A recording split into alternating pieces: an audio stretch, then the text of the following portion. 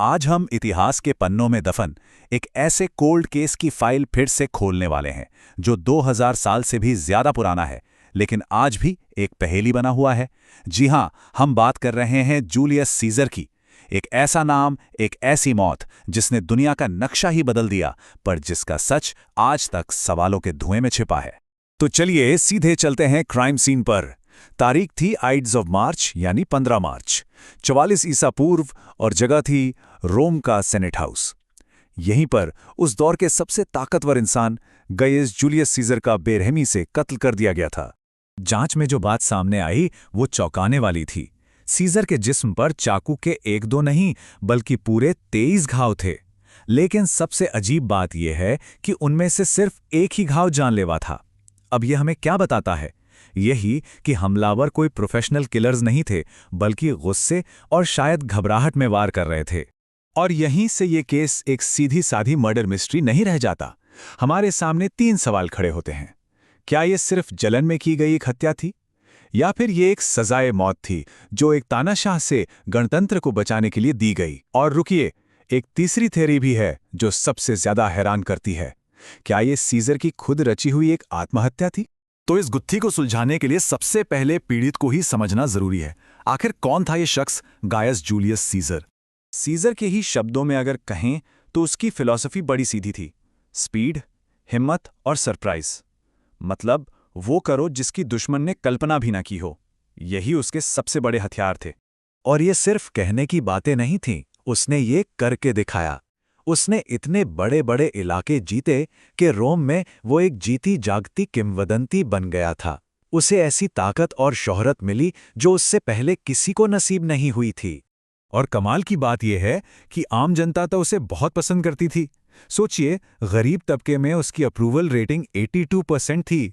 और इसकी वजह भी सीधी सी थी। एक तो उसने गरीबों की मदद की, और दूसरा सालों से चल रहे सिविल वॉर को खत्म करके रोम में अमन चैन कायम किया। तो फिर सवाल वही है, अगर वो इतना पॉपुलर लीडर था तो फिर उसे मारना कौन चाहेगा? और यहीं शक की सुई घूमती है मुख्य संदिग्धों पर, यानी सेनेटर्स पर। सबसे पहला मोटिव वो है जलन, सीधी साधी पर्सनल जेलसी। सेनेटर कैसियस के शब्द सुनिए। वो इस बात से जला भुना बैठा था कि सीजर, जिसे वो अपने बराबर का समझता था, उसे अब भगवान का दर्जा दिया जा रहा है। और कैसियस के लिए ये सिर्फ जलन नहीं बल्कि एक तरह की बेइज्जती थी। वो सीजर को फिजिकली कमजोर मानता था। यहां तक कहता था कि एक बार तो मैंने इसे डूबने से बचाया था। तो उसकी नजर में ऐसे आदमी को भगवान मानना, ये तो सरासर एक मजाक था। लेकिन क्या ये मामला सिर्फ पर्सनल दुश्मनी का था, या फिर लड़ाई किसी बड़ी चीज के लिए थी? शायद पूरे रोम की आत्मा के लिए। टकराव साफ था। एक तरफ था सीजर, जिसकी ताकत और महत्वाकांक्षा एक राजा जैसी होती जा रही थी, और दूसरी तरफ थे सेनेटर्स, जिन्हें डर था कि ये आदमी रोम के 500 साल पुराने गणतंत्र यानी रिपब्लिक को हमेशा के लिए खत्म कर देगा। और सीनेटर्स का ये डर बेबुनियाद भी नहीं था। सबूत देखिए, सीजर ने अपने चेहरे वाले सिक्के चलवा दिए जो उस जमाने में किसी जिंदा रोमन के लिए सोचा भी नहीं जा सकता था। उसने भरी सभा में सीनेट की बेइज्जती की, यहां तक कि दीवारों पर लिखा जाने लगा था कि ब्रूटस उठो और गणतंत्र को बचाओ। इतिहासकार प्लूटार्क ने भी यही लिखा है कि सीजर के लिए जो सबसे गहरी नफरत थी वो उसकी राजा बनने की चाहत की वजह से ही थी। सीनेटर्स को बस यही डर खाया जा रहा था कि वो खुद को किंग घोषित कर देगा और फिर रिपब्लिक का नामो निशान मिट जाएगा।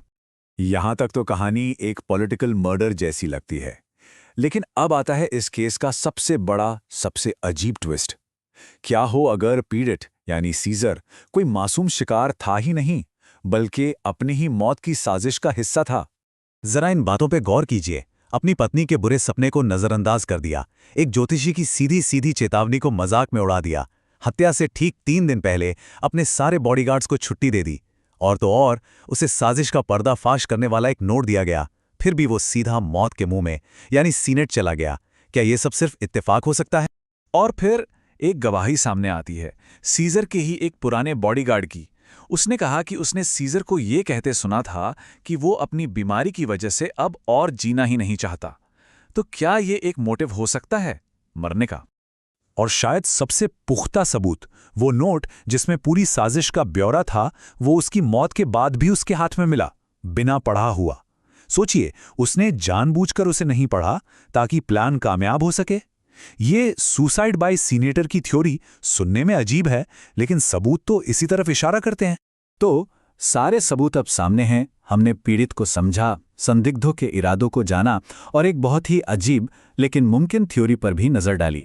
2000 साल गुजर गए, लेकिन ये केस आज भी अनसुलझा है। अब इन सारे सबूतों को सामने रखकर फैसला करने की बारी है। तो हमारे सामने 3 थियरीज हैं।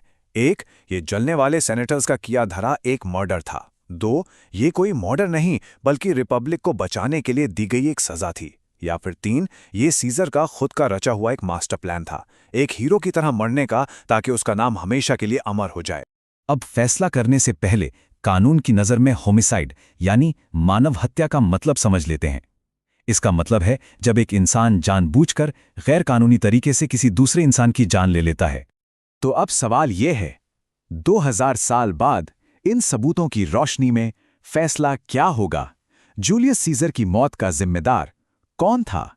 इतिहास का यह सबसे बड़ा कोल्ड केस आज भी एक फैसले का इंतजार कर रहा है।